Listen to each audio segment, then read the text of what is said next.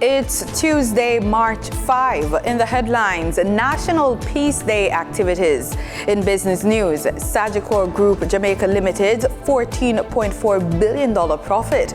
Regionally, Barbados removed from UK's high-risk list. And in sports, Jamaican motorsport athlete Fraser McConnell on the podium again. This is the news on PBC Jamaica. I'm Simone Absalom Gale.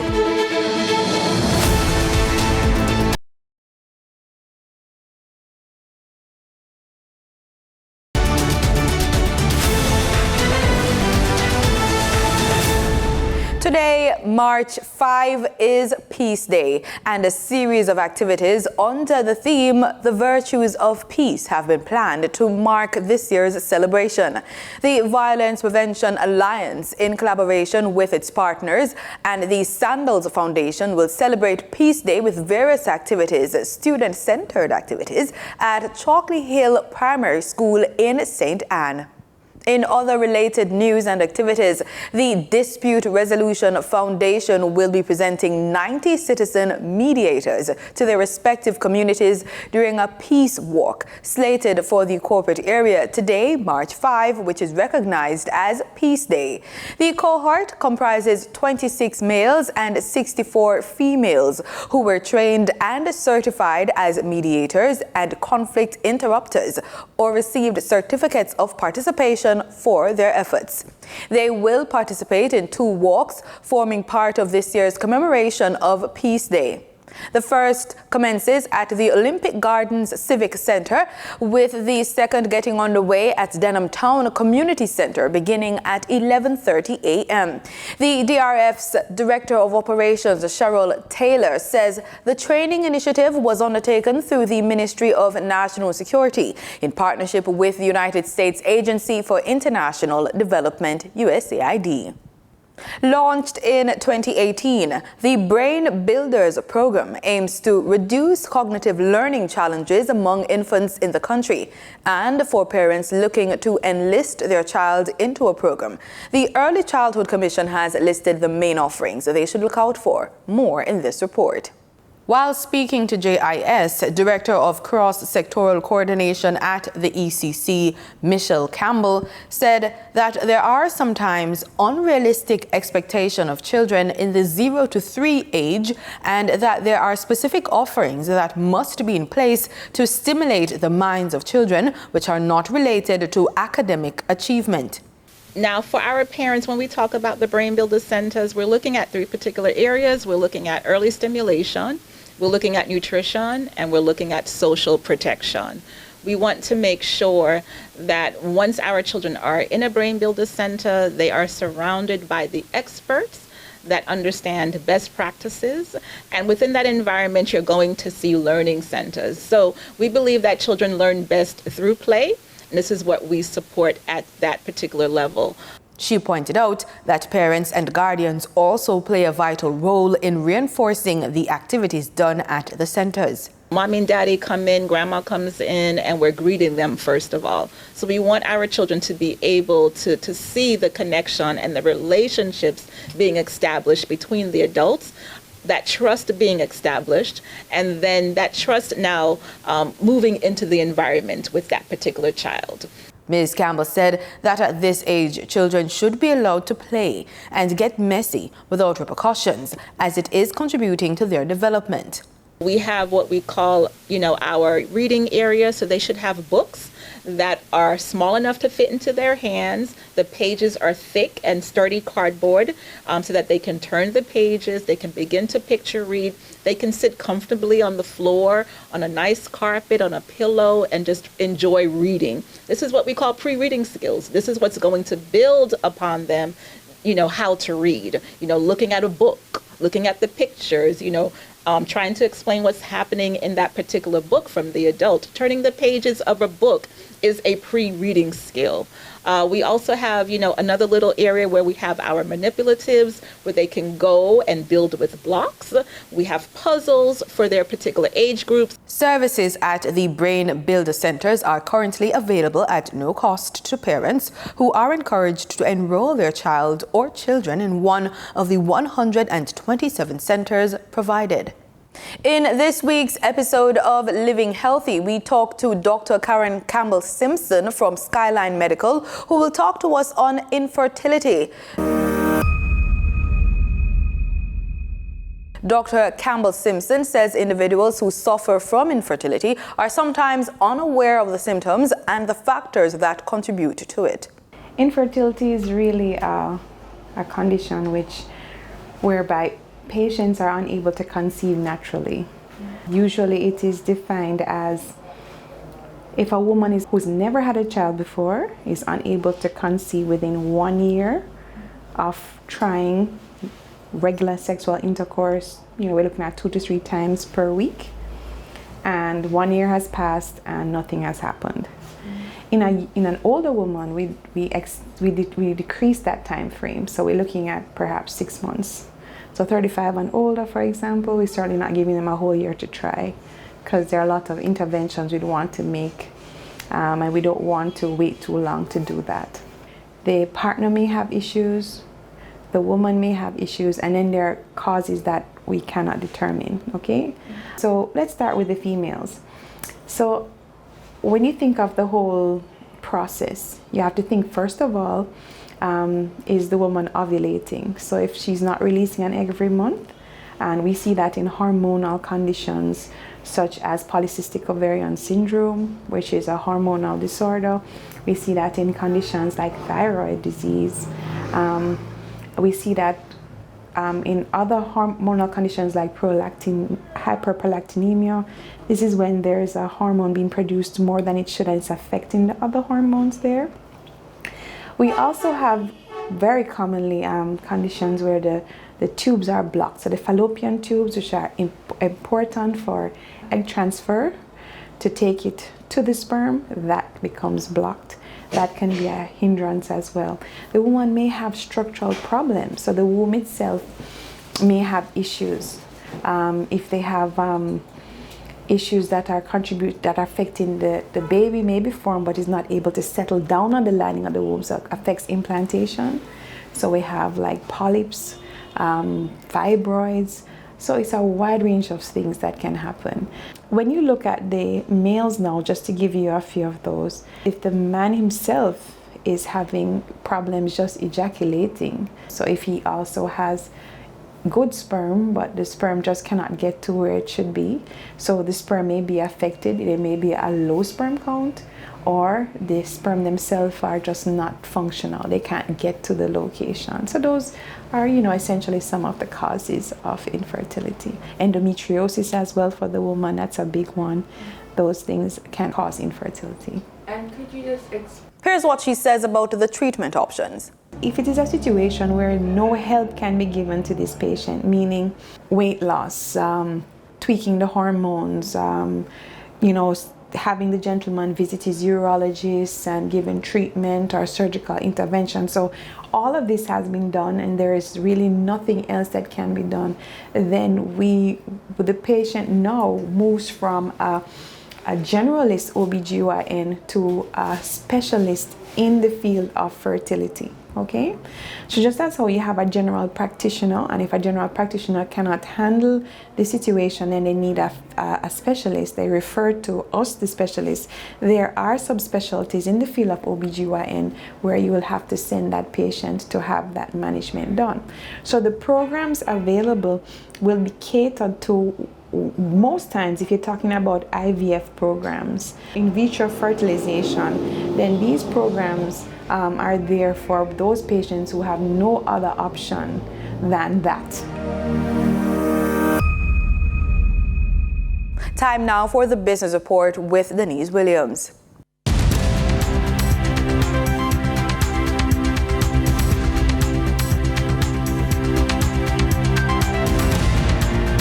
Good day, everyone, and thank you for joining us on the Business Report. I'm Denise Williams, your guide through the latest happenings in the world of business. Sagicor Group Jamaica Limited has made an annual profit of $14.4 billion for its shareholders, recording gains on all its main business segments except investment banking due to the continued effects of elevated interest rates. Sagicor Group is now a $560 billion business in terms of assets, and $243 billion, or 43% of that, is in the form of financial investments. In Jamaica, inflation continues to be a concern, Sagicor reports, suggesting that higher interest rates may persist for longer than projected, Sagicor writes in its end-of-year earnings report. The central bank's policy actions have resulted in higher borrowing costs for businesses and consumers and serve to dampen activity on the equities market as investors turn to fixed income markets for better yields on their investments. 3 companies have reported significant activities in terms of executives trading shares. Wigton Wind Farm Limited has advised that a director sold 3 million Wigton shares on February 28, 2024. Then, Future Energy Source Company Limited, FESCO, has advised that a director sold 10.5 million FESCO shares on February 26, 2024. And Wisynco Group has advised that an executive director sold 2 million Wisynco shares on March 1, 2024. During trading on March 4, 2024, the top advancing stocks covered the utilities, finance, and transportation sectors on the Jamaica Stock Exchange. JPS 7% shares advanced by 12.21% for a $5.13 price increase to close at $47.15 with 1,133 shares traded. ISP Finance Services Limited shares advanced by 12.10% for a $3.40 jump in price to close at $31.50 with 1 share traded. Knutsford Express Services Limited shares advanced by 10% for a $1.08 price increase to close at $11.88 with 1,375 shares traded. On the declining stocks that traders experienced on March 4, 2024, the top 3 losers covered the finance, delivery, and food sectors. Sterling Investments Limited US dollar shares declined by 14.8% to close at 2 cents with 5,019 shares traded. Mailpack Group Limited declined by 11.45% for a price drop of 26 cents to close at $2.01 with 583,003 shares traded. Caribbean Cream Limited declined by 11.28% for a 44-cent decline to close at $3.46 with 96,254 shares traded. Over on the Twin Island Republic of Trinidad and Tobago, trading activity for March 4, 2024 on the first-tier market registered a volume of 168,883 shares, crossing the floor of the exchange valued at TT $1,590,291.71.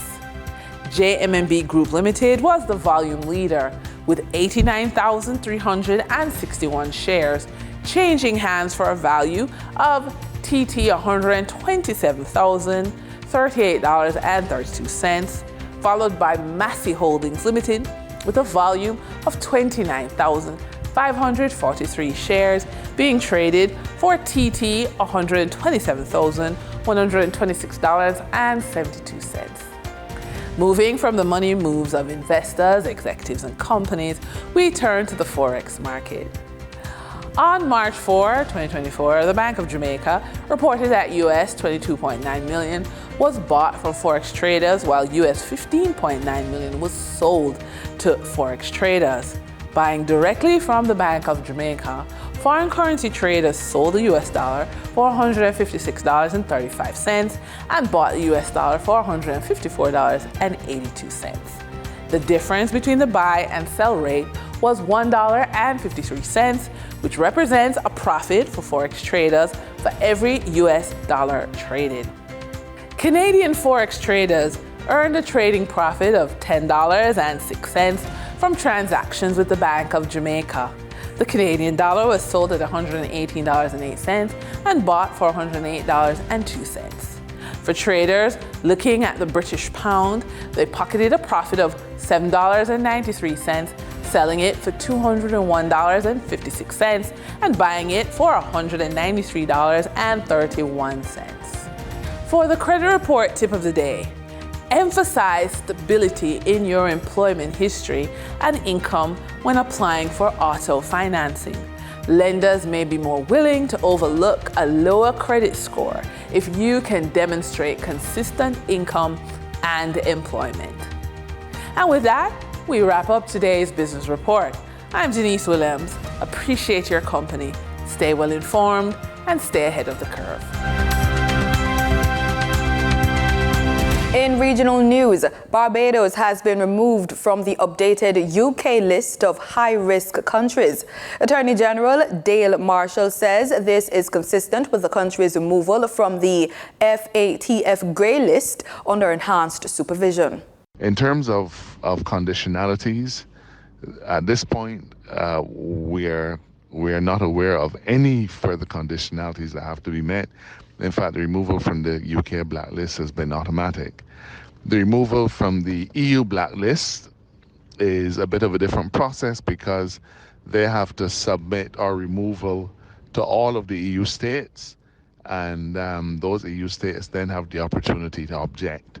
I don't anticipate that there'll be any objection from them, and therefore I anticipate that within the next 4 to 6 weeks, we should receive good news in relation to the EU blacklist. Because we've been on this list of jurisdictions that require enhanced due diligence, enhanced supervision, it meant that for many countries, they needed to increase the level of due diligence on money transfers in and out of Barbados.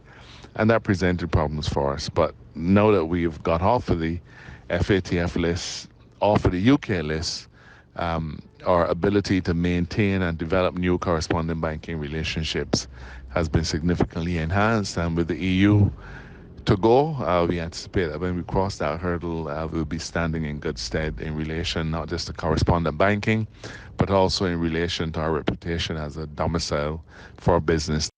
March 13, 2024 will be the 45th year anniversary of the 1979 revolution, a milestone that serves as both a moment for Grenada to reflect on its journey and the enduring bond with Cuba. March 13, 1979 was a pivotal movement in Grenada's history which paved the way for social and political transformation. The 45th anniversary of the revolution not only provides a time for reflection on Grenada's journey, but also an opportunity to reaffirm the enduring friendship and collaboration with Cuba, a bond forged through shared ideals and mutual support. Over the past 4.5 decades, Grenada and Cuba have cultivated a strong relationship characterized by solidarity and cooperation across various sectors. Cuba has provided invaluable assistance to Grenada in areas such as healthcare and disaster relief, demonstrating a steadfast commitment to supporting its Caribbean neighbor. Education is another cornerstone of the Grenada-Cuba partnership, with numerous Grenadian students receiving scholarships to study in Cuba. These educational exchanges have not only empowered Grenadian youth with valuable skills and knowledge, but have also fostered cultural understanding and friendship between the two nations. Augustine Jessamy, a Grenadian who completed studies in Cuba, spoke of the opportunity given to him due to the 1979 revolution and the Grenada-Cuba relationship. I've come across some piece of statistic recently that prior to 1979, prior to the revolution in 1979, I think there's only 3 scholarships that were given to Grenadians to study abroad. And those, as you rightly put it, came from, went to Mr. This and Mr. That, sons and daughters. So that opportunity was beyond the reach of people like me. And so while we are celebrating 45 years of the relationship with Cuba, we also are celebrating 45 years of the March 13th, 1979 revolution. Okay, so these two things are together. Because as a result of the revolution, people like me from working class parents were able to get an opportunity to go study in a tertiary institution of learning. Furthermore, Cuba's assistance in disaster response and mitigation has been instrumental in helping Grenada confront natural disasters and build resilience in the face of adversity. From providing humanitarian aid in the aftermath of hurricanes to sharing expertise in disaster preparedness and responses, Cuba has stood in solidarity with Grenada during times of crisis. The Tobago House of Assembly has so far set aside $15 million to aid in offsetting the cost of the oil spill cleanup operations. Chief Secretary Farley Augustine says that price tag, however, is nowhere near the real cost of the entire operation. Now that we are in the project phase of this, moving from it being an emergency to projectizing the thing properly, we now have to begin to consider payments to those that are on the ground and have been working without payments to date. And so we have set aside $15 million to begin to treat with some of those expenses that we expect to come in. Over the weekend, dive crews from TNT Salvage Limited began dive operations at the site of the capsized vessel. Director of the Tobago Emergency Management Agency, Alan Stewart, gave an update on their finds. That there is no longer any oil emitting from the vessel. The TNT salvage team, they have taken control over that process of the vessel itself, being engaged by the Ministry of Energy and Energy Industries. In extension to that, we also have the Novi Ocean Buster that has been in operation over the past 3 days or so. In sports, we're on the circuit with motorsports. Jamaica's Fraser McConnell secured the second spot on the podium for the 2023-2024 Nitro Cross season. And now he is extending his relationship with Dreher and Rainbow Racing. During the 2023-2024 season, McConnell demonstrated remarkable skill and determination throughout by securing a decisive victory in Oklahoma on June 16, marking an impressive start. The Jamaican's stellar track record continues to flourish as he finished one position higher than his third place finish in the 2022-2023 campaign, encouraging Dreher and Rainbow's decision to secure his talents ahead of the upcoming season. And over to football, the Trinidad and Tobago senior men's football team showed signs of improvement as they played to a goalless draw against Jamaica in their second warm-up match against the Reggae Boys on Sunday at the Larry Gomes Stadium in Malabar. But once again, goal scoring was an issue. Despite dominating possession in the first half, the Soca Warriors struggled to create clear-cut chances until the 42nd minute, when a turnover in possession saw midfielder Kevon Goddard play in a lovely pass to attacker Nathaniel James, who scored what he thought was the opening goal of the evening, only to be ruled out for offside. The second half saw goalkeeper Denzel Smith come into the action, making a crucial save from Jamaica's Chanel Thomas at close range in the 49th minute. Head coach Angus Eve gave several opportunities to new faces to showcase themselves, but it wasn't enough as the match ended in a stalemate.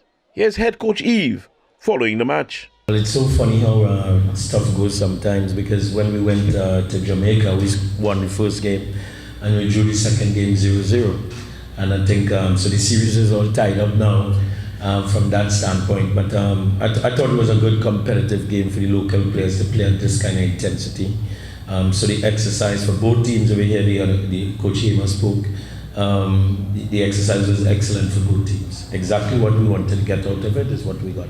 When asked what did he learn about his team, Eve had this to say. Sometimes, people ask for players to get opportunities, and these are the opportunities that that we given to them over these 2 matches, and sometimes you get to see who could stand up to physicality and who could stand up to the pace of the game and stuff like that. So when I say our league plays a little bit too slow, normally I get licks for it a lot of times. But you see some of the guys were cramping up today and couldn't last some of the games, and we have to get our players more fit and more active in games.